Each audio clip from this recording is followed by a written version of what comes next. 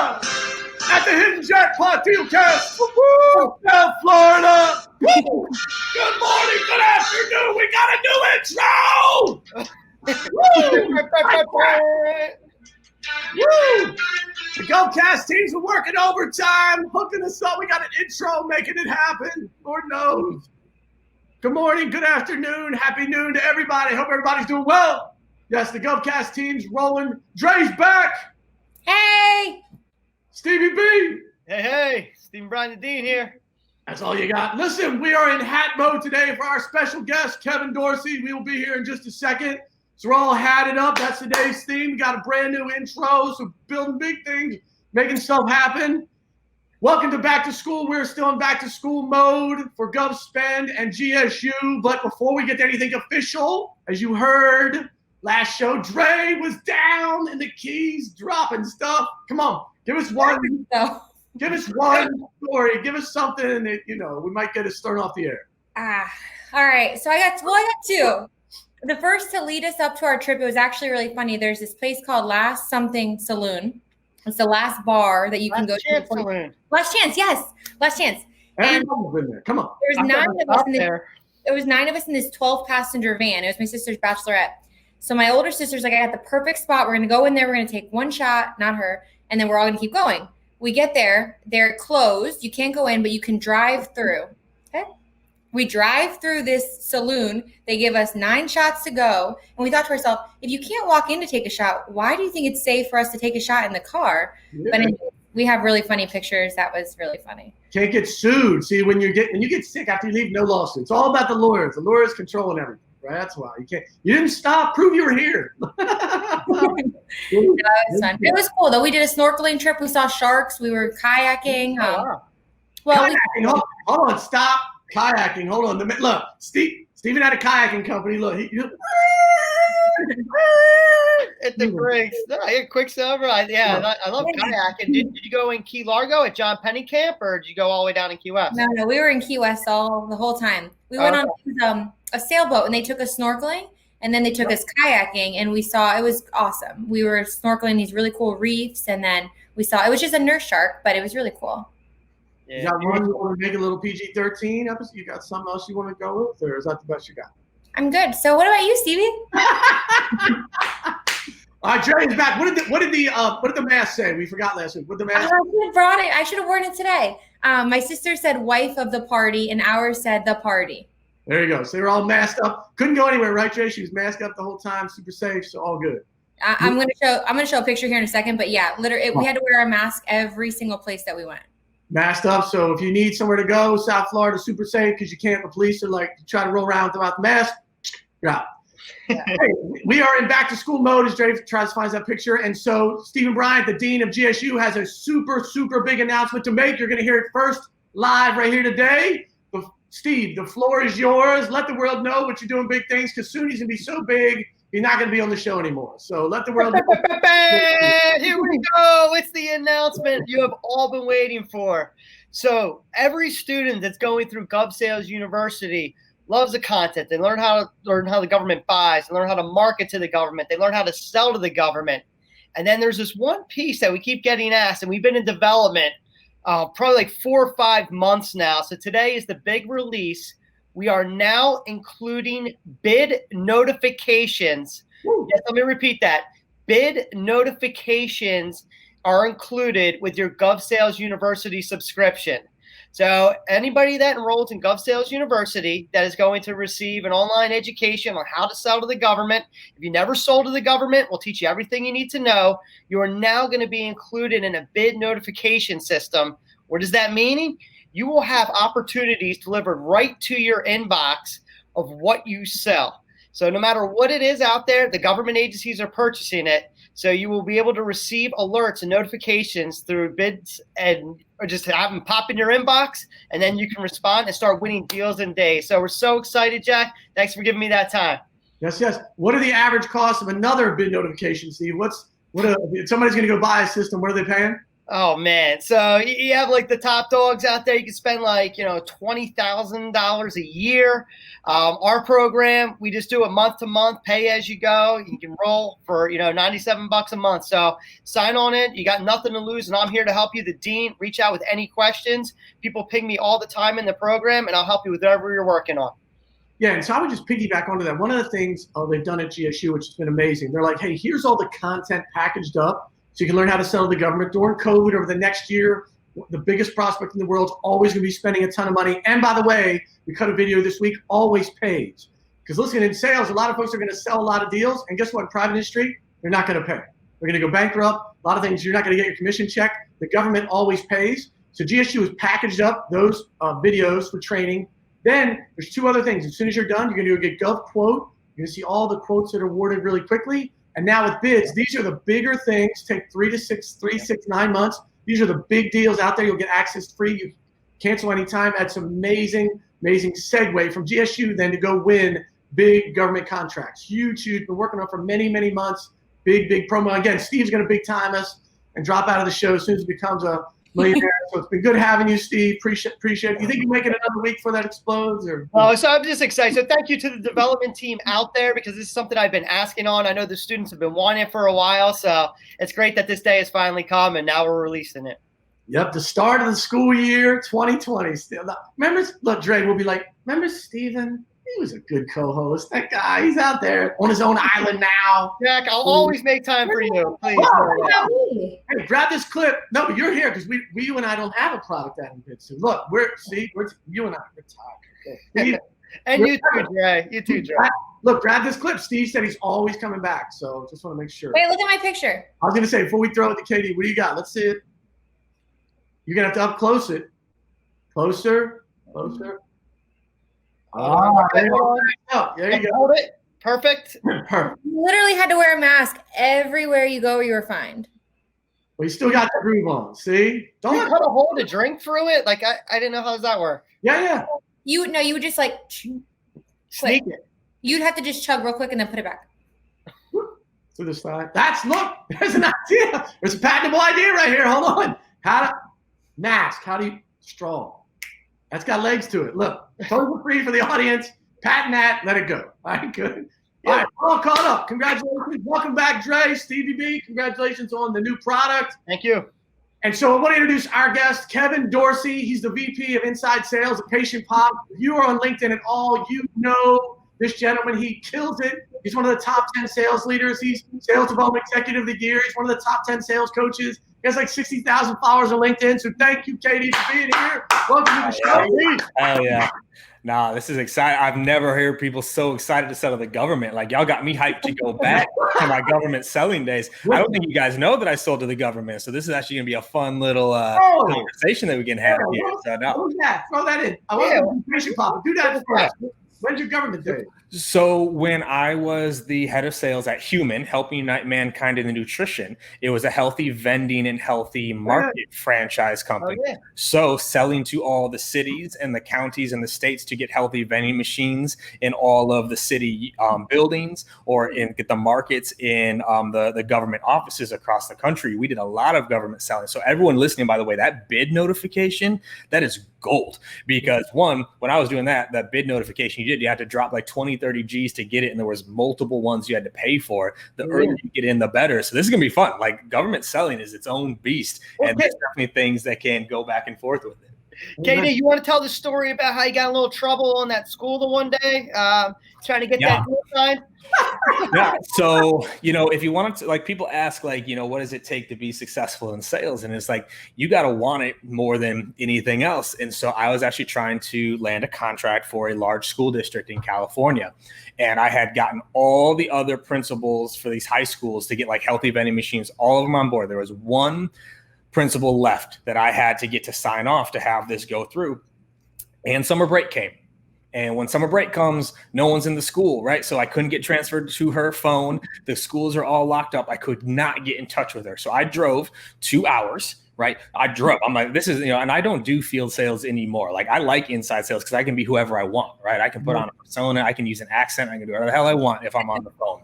But I was like, all right, I'm going to drive out there and I'm going to get this contract signed. So I get to the school It's all locked up. But her car is parked, and I know it's her car because it's parked in the principal spot at the school. How old are you at this point? I'm 20. What was I? 24. Right. 24 at this point, right? So I'm still that young whippersnapper. Like, screw this. I'm gonna go get this, or I'm gonna go get this deal. And so, like, now looking back, I'm actually shocked I didn't get shot, to be completely honest, because here I am in a pretty ritzy neighborhood as a young black male walking around the school, basically trying to break in. Like, in all reality, I was trying to break into this school. Why? Because I wanted to talk to the principal. That alone is a scary enough sentence shock that I didn't get got.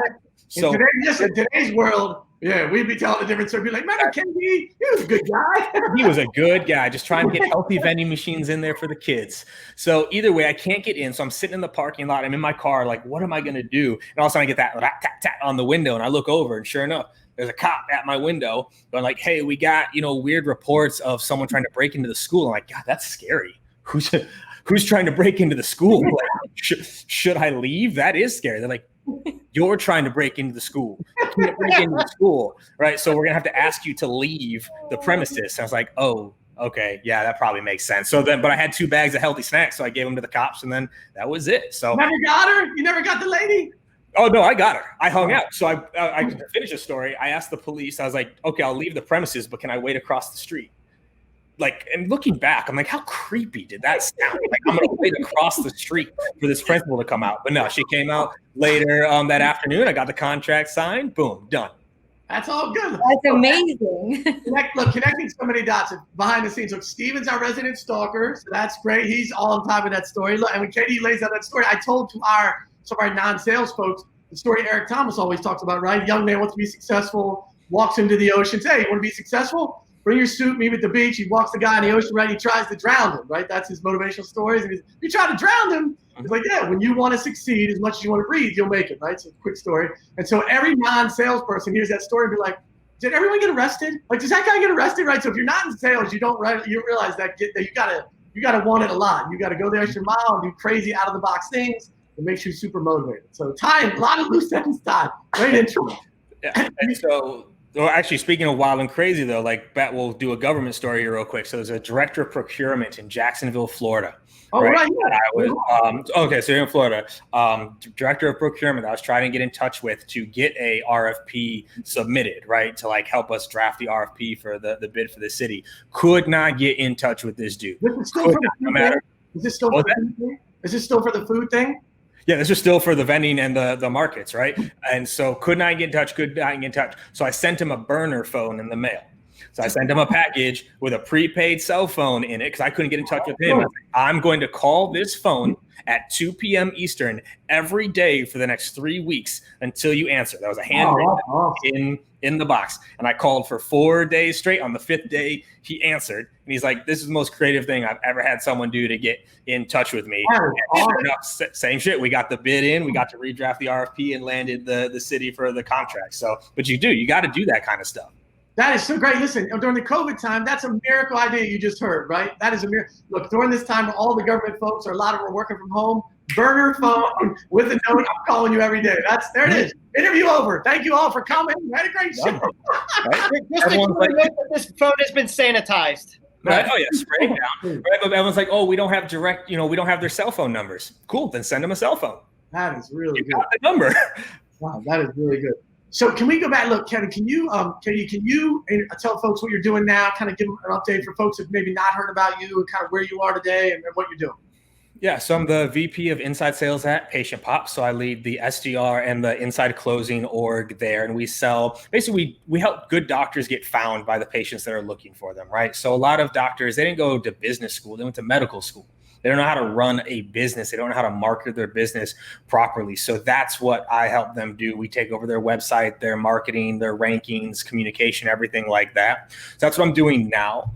But I think my journey in sales has been fun because I've sold and been successful across a lot of industries.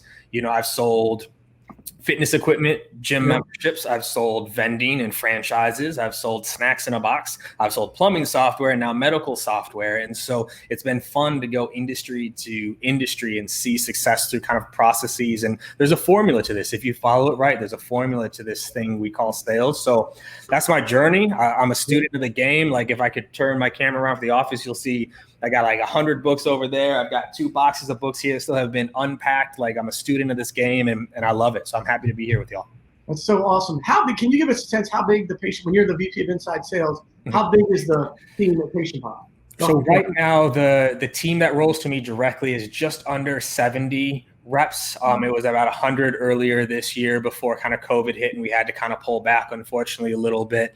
And then there's a field org as well that doesn't report directly to me, kind of like a dotted line that my org also helps support. So that's another 30 reps. So all in, it's about 130 right now.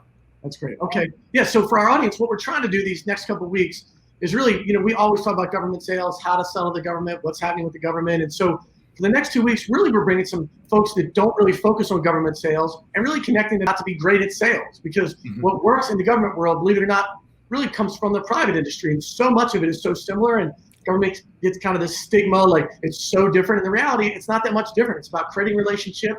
And the only difference is, as we led for the show for the next year, so critically important, the government's always going to pay.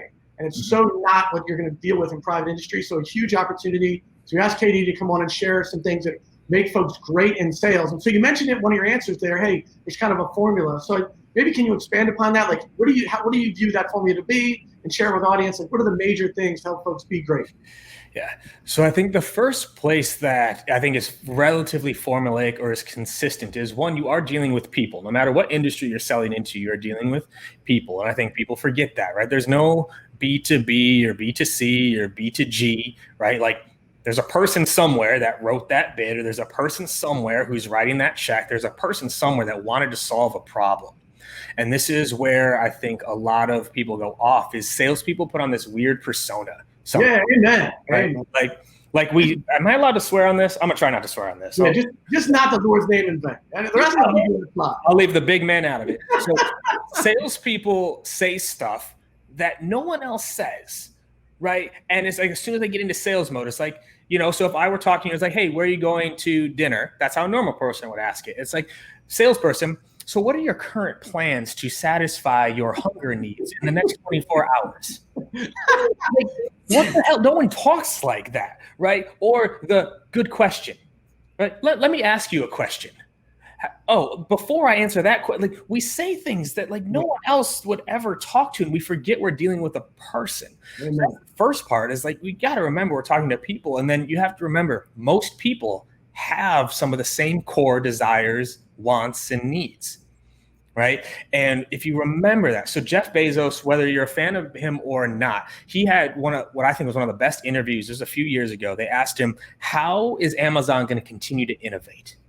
How are you going to keep up with the changing landscape, the changing world? And his response was so good, and a lot of people missed it.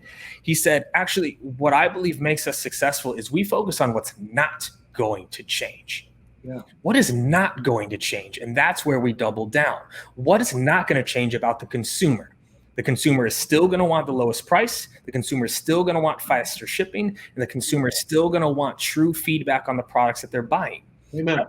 So if you're selling to people, you got to remember the number one core motivator for most people is security. It's not growth. It's not thriving. It's not success. It's being safe. It's being secure. It's surviving, right? And so if you remember what's not going to change about people, you can go industry to industry, right? That's why I'm a student of people, not just sales, right? What makes us tick up here? And so I think that's the first place I try to encourage people is remember you're selling to people. And if you can figure out what people want, whether that's growth or success or security, and you sell to that, not the product is what it is. That is amazing. Listen, I think so many folks study, they get into sales and they study all these names you've all heard of, from whoever, Grant Cardone to Jeffrey Gittler, you name it. They study all these people, but they don't study people. And we have a new class starting this week and last week. And one of the things I said to them, I was like, listen, at the end of training, I'll normally come in, I was like, listen, just be yourself. Like, take all that, just be, people love, they want to know who you are. And like you said, get rid of all the feel found, just be you. that will create the connection. It'll carry you through any BS, right? Just be yourself. Don't worry. You don't have to be the best. Like you said, don't do all the stupid things you hear in training. Just be yourself. So important. Yeah, and it's a blend, right? There's being yourself, but there's also the skill of selling. There's a skill to influence, right? Yep. Priming words, pattern recognition, mirroring, tonal congruence. Like there are skills that you can develop that just being yourself combined with skill is what allows you to succeed in selling, right? And that's where people get off is they study the product. They don't study the prospect. Yeah. You study the prospect. The product's the easiest thing to learn. The prospect is the tricky part, and that's where you need to focus. I know. So you mentioned having several folks reporting to you, right? You said you had like 70 SDRs. AEs, yeah.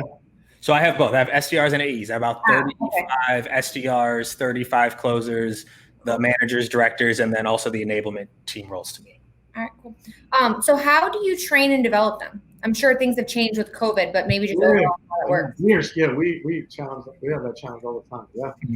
So my training, so this is what I love to do, right? Is training and developing salespeople. And what I tell my teams all the time is I'm trying to make you a great salesperson, not a great patient pop salesperson, not a great, service titan salesperson, a great salesperson, right? And a lot of it is focused on the person that we sell to. We do a lot of prospect training, but where a lot of, I think, training goes wrong is they don't practice enough.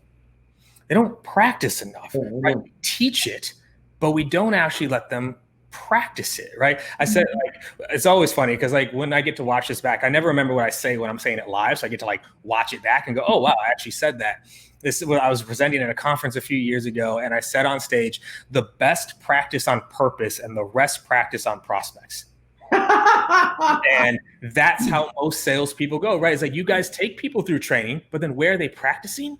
On the prospect, right? They're getting the prospect on the phone, and that's the first time they're really trying to put that script to use, right? Yep. So I think that's a big missing part of training and coaching. Most sales orgs teach. Here's the what. That's not training. That's not coaching. Right? Training is the application of it, and coaching is the feedback for improvement. So that's the big area that I double down on is I take a little bit longer to onboard my reps because I want them getting hundreds of repetitions before they actually are doing it live. So I think that's a missing sauce in a lot of people's onboarding. You got to give people the room to practice and to fail before it's real. Yeah, I would say really humbly, we come up short on that. I think you get 4 calls and maybe throw them out in the ocean, right? We're guilty as charged. But that's what I heard. I saw KD. It said something about 4 to 6 weeks before they get on the phone. And I think most people just kind of throw them to the wolves and say, see what you're made out of. And then they come back for coaching again. Yeah. So, but this is why the sales industry is in the dire straits that it is, right? Think about this. What other industry throws their people to the wolves? Right? all the analogies, thrown off the deep end, throw them to the wolves, trial by fire. I think people forget that people die in those situations. Yeah. Okay. I couldn't go be a lawyer and get trial by fire. I couldn't go be thrown to the wolves as a nurse. Shoot, I couldn't even do that as a teacher, right? Okay, go see if you can teach these kids. Why I can't stand this about our industry that we lose good people simply because we don't teach them how to do their jobs. And that's not fair, right? Trial by fire. Okay, you're gonna go let this person that you hired, recruited, and onboarded get burned, and then they think sales isn't for them anymore. Simply because they were never taught how to do it, right? Yeah. So the analogy I give, so my father's from the country in Oklahoma. We used to go rabbit hunting growing up. We had a bunch of dogs, right? A bunch of Rottweilers. You get them out there and, you keep them on the leash. You let them start to run and you pull them back, right? You let them start to run, you pull them back. And what you're doing is you're getting them amped up so that when you let them off the leash, poof, right? Like they're going. That's how onboarding should be. You give them a little bit, you pull them back. They're like, no, KD, I'm ready to make this call. No, you're not. Pull you back. No, KD, come on, man. Let me go. Pull you back. So by the time they go, they're ready to make those calls, right? Yeah. I don't know if we have sports people on here. Did y'all play sports? Any of y'all play sports? Yeah. Jack, okay. So what was your sport, Steven? Wrestling was my main sport. I did that for 12 years. Okay, wrestling. Dre? I cheered and played soccer. Soccer and cheer. Jack? Football, baseball. Football, baseball. So here's the analogy I love to give. How long is a football game, Jack? 3 hours. 3 hours? Okay. Dre, how long is a cheer routine? Oh, it depends. Couple minutes. Couple minutes. And then Steve, how long is a wrestling match? 6 minutes. 6 minutes. Unless you pin them, it could be 5 seconds. Right. Now let's work backwards. Steve, how many hours per week did you practice for that 6-minute match? At least like 2 hours every day, 10 hours a week. 10 hours a week minimum. Dre, how many hours did you practice per week for that 3-minute routine? At least like 10, 12. 10 to 12. Jack, for that 3-hour football game, which actually isn't 3 hours, that's how long it takes, but for playing, it's about 4 minutes. How many hours per week did you practice? Yeah, forget about it. Depends on how hard the coach was, but many, many, many hours. Okay. So this was for our high school sport. Yeah. To get that letter and medal on your chest, right? And now people get into sales where we can make multiple 6 figures and we don't practice the same way we practiced for our sport in high school. And then here's the kicker of that. Did any of you ever, I don't know, practice in the off season? Did any of you ever maybe practice for years? Right? It wasn't like you practiced one season, like, okay, like now I'm good. Right? You practice for years and people get into sales and they treat it like, oh, okay, like I'm a natural now. Yep. That term's the killer. I'm a natural born salesperson. You're like, ain't seen one born yet. Yeah. Unless you're Allen Iverson, then you don't need practice. You just show up. Right. And like, I love that interview and I love that quote, but that's what's also hilarious is Allen Iverson, think of all the hundreds of hours of practice he put in to his craft, right? To get to that level. And salespeople, we're blessed to be in a role where we can practice. Listen, I see Allen Iverson. I grew up in the DC area. I see him when he's played at Georgetown. I mean, little dude. I watch him sky and dunk at a live Georgetown game. I about fell out of my chair. I mean, I could not believe it. You can that kid can dunk. He's sick. That guy's. He was insane. He was also an all-state football player and an all-state track star, right? So again, like the dedication to their craft, like that's what I think is so frustrating about the sales industry in general is I don't feel as an industry we take pride in our craft, like pride, of like, not only am I proud to be a salesperson, but I act like I'm proud to be a salesperson. I dedicate the time to developing myself, developing others, doing it the right way. We just kind of try to get by on the black art of selling when you can develop this. You really can.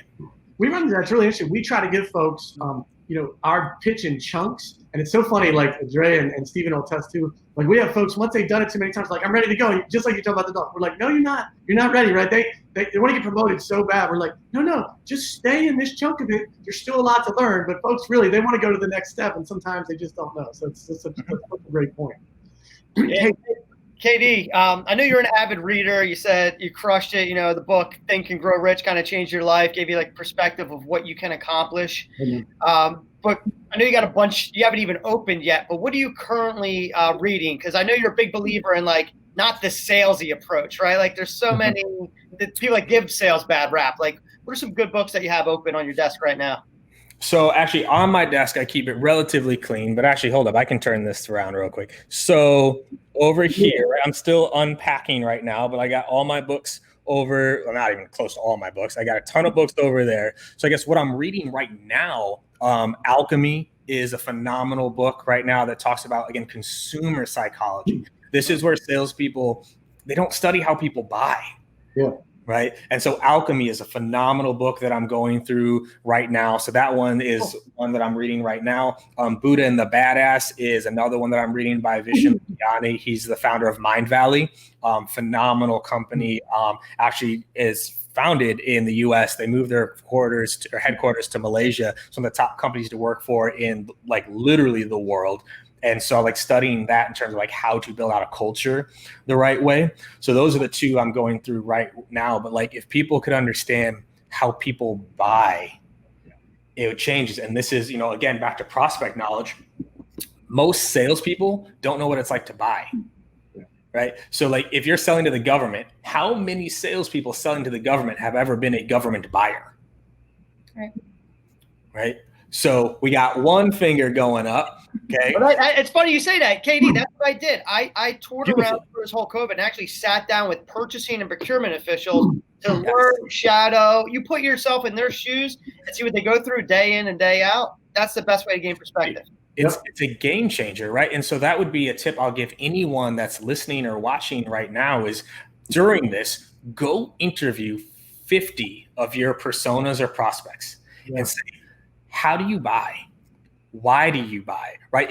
Or you can go to your current customers. This is one of my favorite, like this is what I do anytime I go to a new industry. I spend the first 2-3 weeks in customer success, right? Not in sales, in customer success. And I want to interview customers. Why did you buy? What problem were you hoping to solve? What does our product do for you? What were you afraid of before buying? How would you describe our product to somebody else? What's your favorite part about the product and what's changed the most since you've bought the product? Okay. If you go ask those questions to 50 customers, I promise you'll be a better salesperson. But most salespeople don't talk to customers.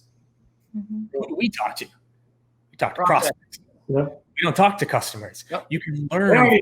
There's no money in them. Right. So that's what's hilarious, right? And back to the salesperson persona, we say words that our customers never say, ever. Yeah. Right? Like I like to call it the long day at work test. If you can't picture your prospect at the end of a long day, coming home, kicking their shoes off, pouring a glass of scotch, sitting down, taking a deep breath and going, God, I wish I had a.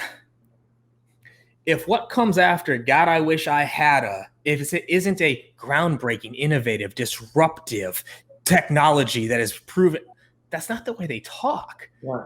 Right. So like Patient Pop's a perfect example. When I came to Patient Pop, the way the sales team was describing the product was a all-inclusive practice growth platform. I want one of those. Okay? Can you picture a doctor getting done with a 14-hour stint during COVID, coming home, pouring a glass of scotch and going, God, I wish I had an all-in-one practice growth platform. No, but I want two of those. I want two. You need to say, how would they describe it? Or the opposite is, God, I'm so tired of dealing with blank. You have to learn how they talk so you can talk to them in that same language. That's what establishes you as an authority, as a peer, as an expert. That's what you need to be able to do. Amen. Katie, so I love that. And one of the things when I follow you on LinkedIn, I love some interviews. I hear you talk a lot about this thing. I think is so true. It's like good people, your best people, sometimes don't even know why they're good. And taking time as a leader, as a manager to like watch your folks and monitor your folks and then share that across your team. So can you share that with your audience? When I've heard you say that several times, that is to me was such a great learning. And because I think we ask our people, share what makes you great. And a lot of times they're like, oh, they don't. So I think something that's helped me a lot in my career is pattern recognition. Yeah. Right. Being able to pick up on patterns of like what actually seems to work or is not working and making adjustments. Right. If you ask most sales reps, especially top performing sales reps, why they're successful, they almost always give the same two answers. It's either like, oh, like I outwork people. Right. It's just my work ethic. Yeah. Or, I'm just a natural. I'm a people person and I connect. It's not that simple, right? The most top performing sales reps are 3Xing the results of other people on their team. They're not working 3 times harder. Yep. They're not. And in fact, oftentimes it's the top reps. They're not even working as hard as some of the bottom reps, right? And like and this is what people forget too, by the way, skill, right? There's this quote, right? That says, like, hard work beats talent if talent doesn't work hard, right? Now, that is not entirely true. Okay, hard work will beat talent if talent doesn't work. But Jack, if you are twice as good as me at something, how much harder do I have to work to beat you? Yeah. If you're twice as good, skill trounces everything. If you're twice as good, you don't have to work as hard as me. That's why they always say like none of the best athletes can beat managers and coaches because they can't teach it. It just came natural, right? Jordan can't teach how to play basketball. It just came, right? It's just natural.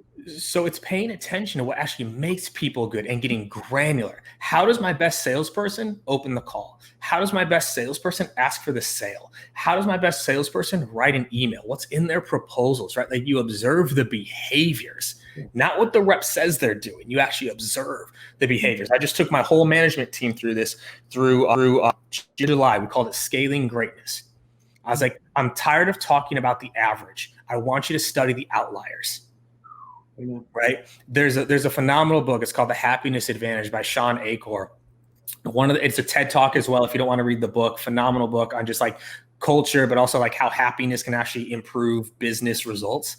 And one of the things he talks about in there is the cult of the average and how it's destroying our teams, our economy, and our businesses. When we say this, when you say how fast can the average child learn? How fast can the average person run? What's the average close rate, the average sales cycle, the average deal size?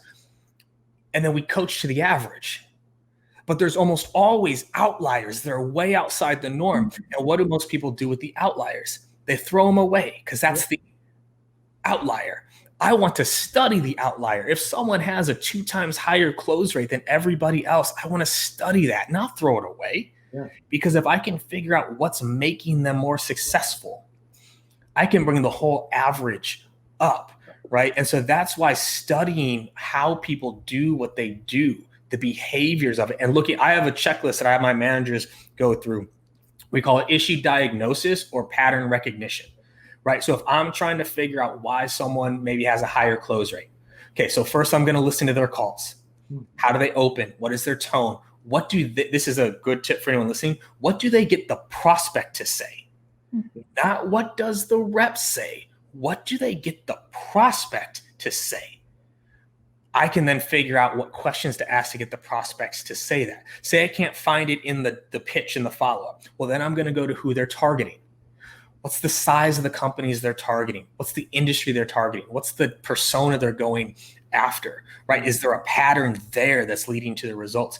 You go through this checklist about 30 things, you will find why that person is succeeding more than the other people around them. And then you can run that across the rest of your team to scale up the entire average. Don't coach the average. Find out what's outside the average and bring the whole average up. God, it's such a great point. When we talk about managing our team, we have a fairly big team. It's so funny. We talk about if you went on the internet, you'd hear feedback from folks that are not with us anymore. And they'll be like, why are they pushing us all the time? Why do they want us to be great? It's like, I totally believe that, right? When folks just settle to be in the bell curve, that's really a struggle. We try to stay in the tail of that high end of the bell curve and push everybody down that curve, right? Now, some folks who weren't meant to be there, they don't love that. They're like, can I just stay here in the bell curve? And so we get a lot of blowback. I love that. Just saying, hey, what are the best people doing? How do you be great in life? How do you be great in sales and make a difference forever in someone's life? Amen. Dre, you had some?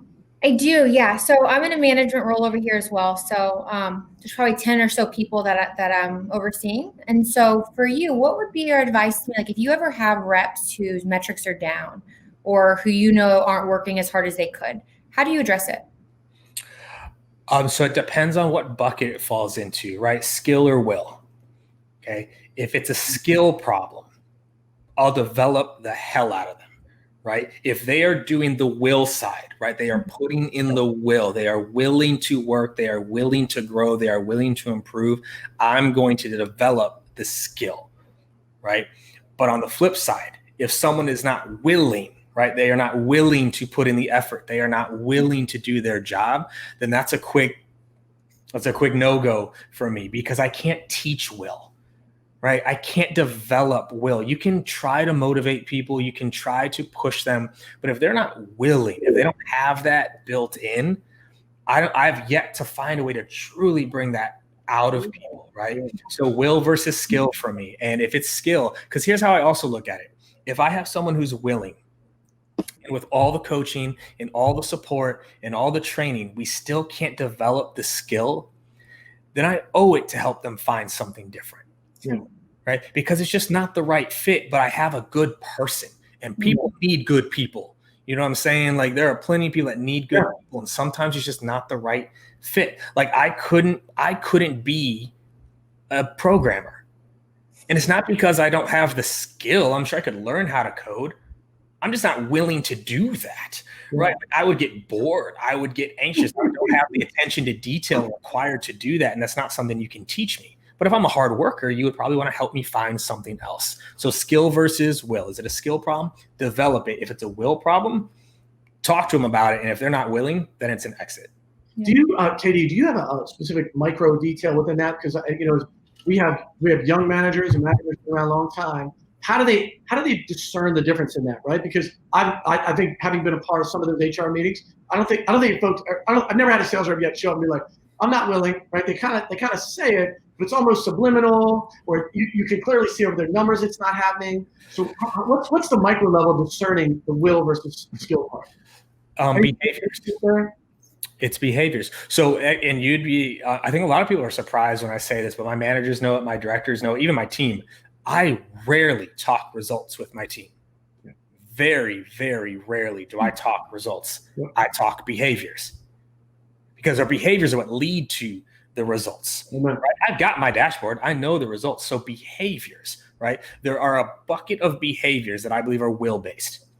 Activity, data entry, research, CRM, cleanliness, right? Are they hitting their dials? Are they showing up to work on time? Are they doing the will things, right? Those are the will behaviors. The skill behaviors: discovery, objection handling, closing, negotiation, follow-up, proposals, copywriting. Those are skill things, right? So it comes down to the behaviors. And then my managers, they report to me the behavioral metrics, not the end result metrics. So I'll use like a closer, for example. I don't need to know their revenue. You know why I don't need to know their revenue? I can see it on the dashboard. Yes. I don't need the manager to tell me what their revenue is. I know what it is. I want to know why their revenue is what it is. What's their close rate? What's their sales cycle? Because those are things that we can change. If someone's better, their close rate comes up, revenue goes up. You can't, I just took all my managers through, it's a phenomenal book. It's called Cracking the Sales Management Code by Jason Jordan. It's mandatory reading for all of my managers. And the big thing that it talks about in there is you cannot manage results. You can only manage behaviors. But so many managers try to manage results. Hey team, we need more bookings. Go get it. And the team goes, yeah, let's go get those bookings. Like y'all got a bookings tree in your backyard? Like, it's in my bottom drawer right here. Oh, it's the bottom drawer for the Glengarry Glen Ross leads, right? Right. You can't, like, even if I give you the leads, there's behaviors that are going to lead to the results, right? So even with my SDRs, I want to know their connect rate and their conversion rate.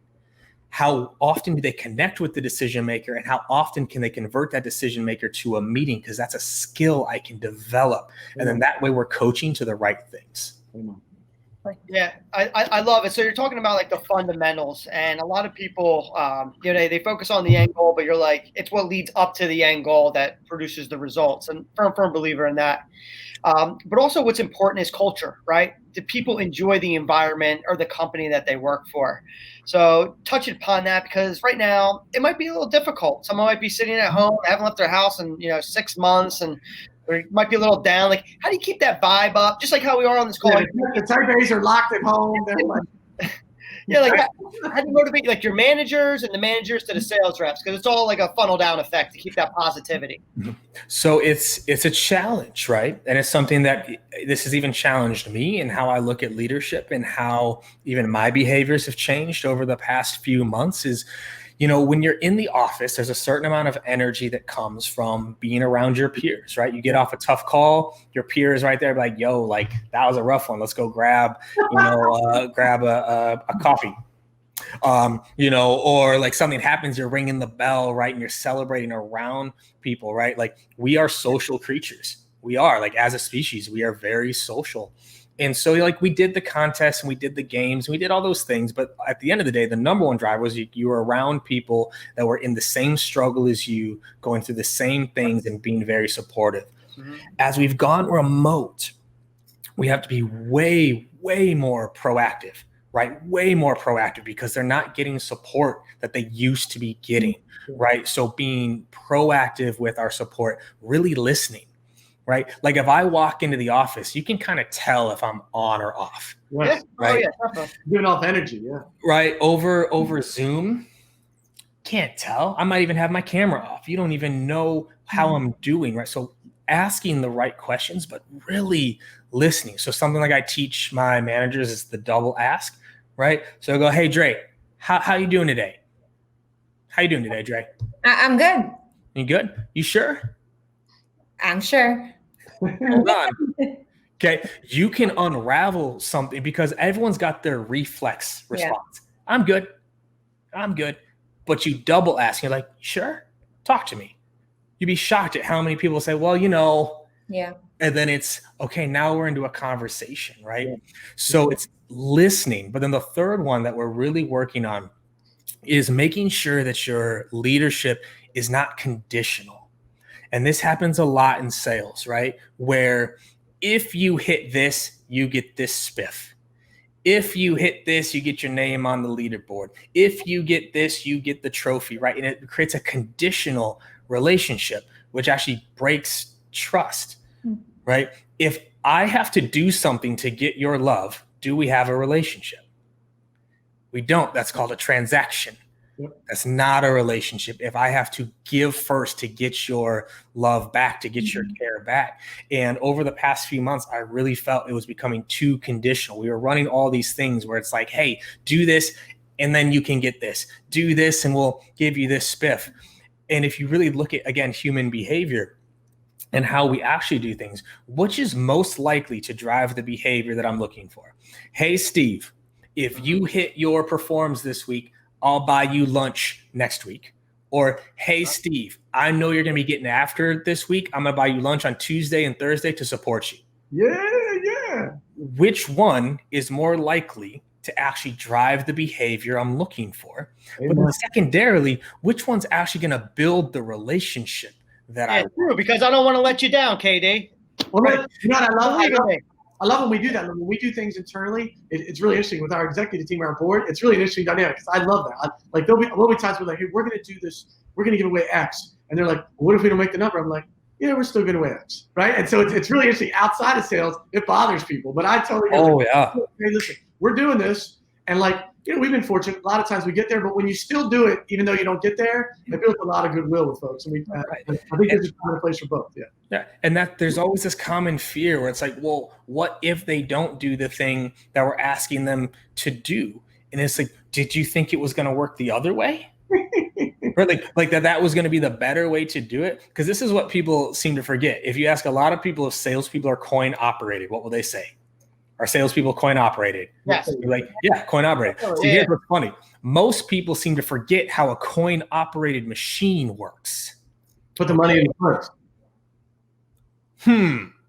People seem to forget that if I want a gumball, I don't go turn the knob and then put the money in. You put the money in and then turn the knob. It's like people forgot what coin operated meant. Yeah. But here in the sales industry, what do? We withhold the coin until they've done what they're supposed to do. That's not coin operated. That's not how it works. So I'm encouraging my managers to give first, right? And if the behavior is there, great. If it's not there, it also means something bigger is going on. Because if you give first enough and the other person still isn't giving, now we're into that will bucket that I was talking about with Drew. Hey, so Katie, I wanted to piggyback off that. That's a great point. I know when I hear you speak, there's a huge difference. I've heard you talk about a goal and a motivator, and I know you touched on it a little earlier. And so I'd love. Can you expound upon that? Good folks have goals, and what really motivates them, the security piece. I think especially young folks, in their 20s and 30s, they just sometimes they mix them up, and they wonder why they lose their motivation and why they're not highly driven. And we talk a lot, especially last couple of weeks about what's your why? Why are you chasing something, and be able to connect that. And so I know. I've seen you speak on that in the past. I'd love you to share that with our audience, kind of the goal versus the motivator and how they're different. For sure. So the goal thing that I always love to start people with. So this is from Atomic Habits, and this shook me when I read it. He goes, winners and losers have the same goals. And I was like, whoa, you're right. Like they had the same goals, right? No one goes into a game like, I'm going to lose today. Well, some people do, right? But they had the same goals. The difference between those was who had a better process to achieve that goal, right? And so the goals are one part of it, but the goal is what it is. And let's be honest, most people don't actually set goals. They don't actually set a goal. They don't actually sit down and go, this is what I'm trying to accomplish. They use more. They want to make more money. They want to close more deals. They want to have more friends. They want to have a better relationship. They want to lose more weight. It's not specific, right? It's just this ambiguous thing out here, right? So that's the first, is you have to have a goal. It has to be specific. But then you got to get into why do you even want that goal? And this is, it's so funny. tomorrow, I am taking my entire sales org through a goal reset process, right? Because we're doing New Year's in August. I don't know about y'all, but my New Year's resolutions this year. You accomplished all your goals, right? Like, hey, when you started the year, did you have any intention to move? No, absolutely not. Right. No intention there, but also too, like from income goals to life goals to relationship goals to work goals, all that just shattered over the last 6 months. So what do? Just give up on the year? So like we're going through a goal setting exercise of what is the goal, first of all. Second question, who do you need to be to accomplish that goal? Everyone seems to forget that part, right? Is who do I need to be to accomplish that goal? Third part, why do you need to be that person? Fourth part, what changes by accomplishing this goal? Because if nothing changes, you're not going to do anything to go get it. Fifth, what are the behaviors I'll need to do in order to achieve this goal? And I walk them through the 3x3s. What are the 3 things daily, weekly, and monthly that if you committed to would bring you closer to that goal? 3 things daily, weekly, and monthly. It's a 3x3, right? Those are non-negotiable. You do those things and it's going to bring you closer to your goal. And then the last part of this is, how do you celebrate? How will you celebrate the micro goals along the way? Because especially with salespeople, I bet we're all guilty of it. Who here has ever set a goal, hit it, and then what's the first thing we do afterwards? What's the next goal? The next one. What's the next goal? Right? Did Jack just say power nap? Come on, dude. Right? Come on now. I still got that youth energy in me right now. There's no power nap. Power down. Okay? Power nap. So we check it and we look for the next one. Yeah. Right. We just go. We don't even allow ourselves to feel good about the accomplishment of the goal.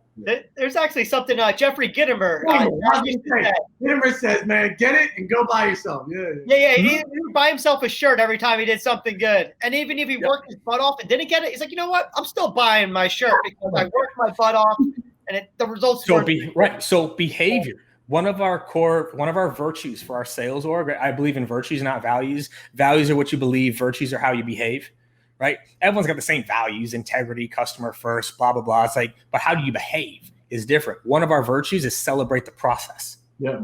Celebrate the process. Enjoy the journey. Yes. Right. So not enjoy the journey, because this is where people get it twisted. Is cold calling enjoyable?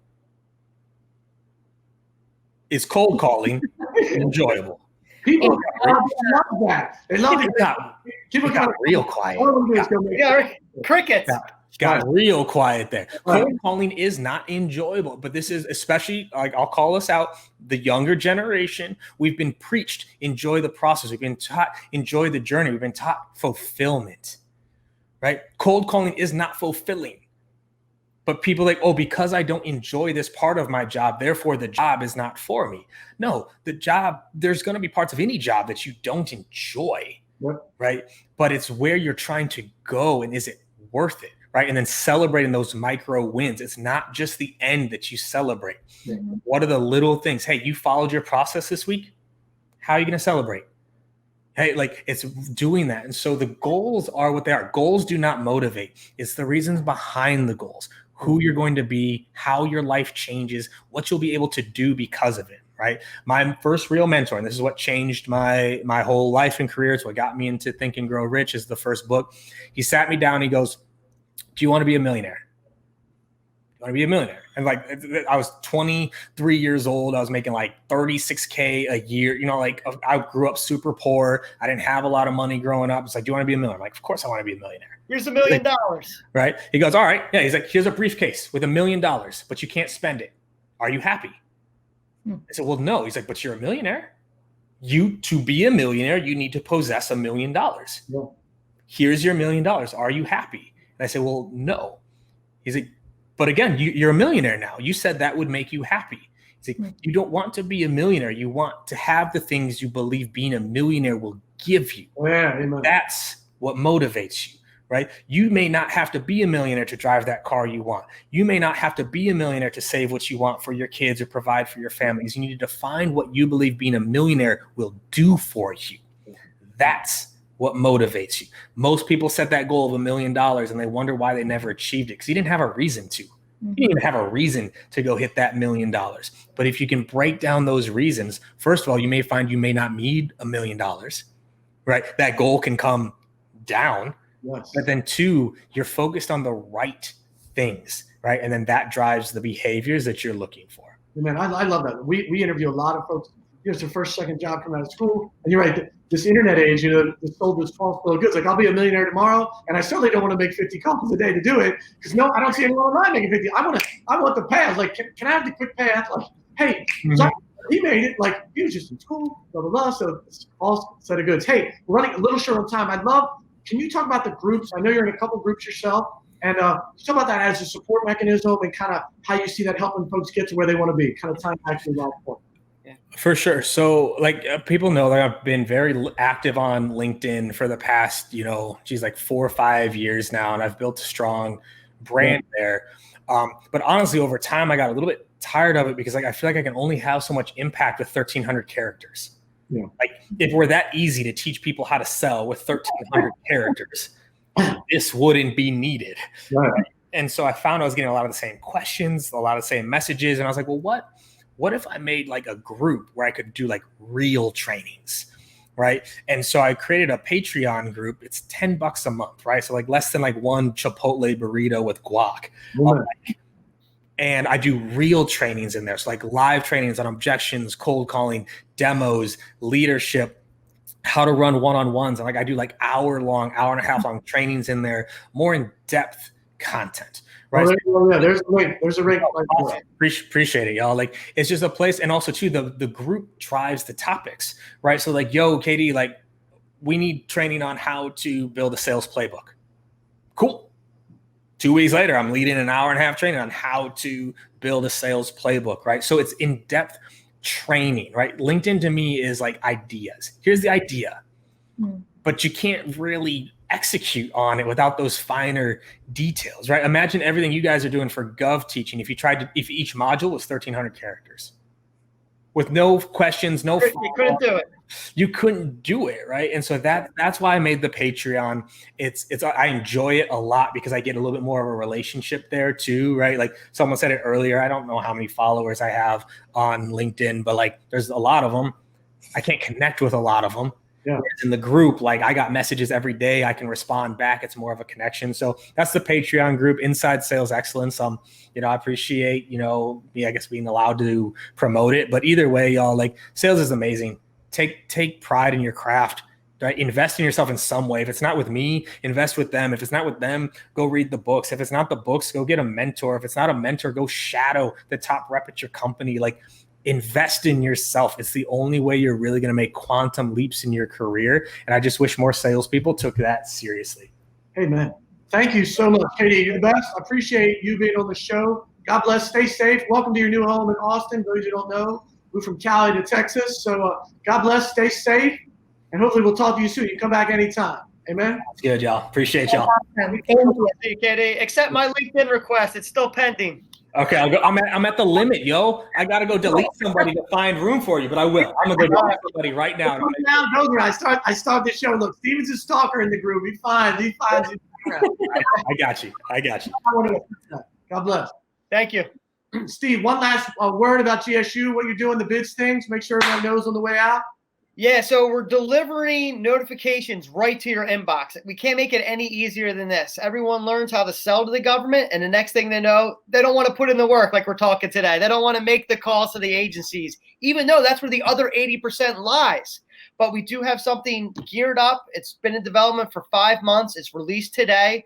It's called GSU Bids, and we deliver notifications right to your inbox so you know in cities, counties, schools, federal agencies, when they're purchasing what you sell, and then you can respond to those opportunities accordingly. And if you need help responding to those, go back to your GSU courses and you'll figure out those little tips and tricks to increase your win ratio. So super stoked about that. And again, come to our website, govsalesuniversity.com. You can roll month to month, pay as you go.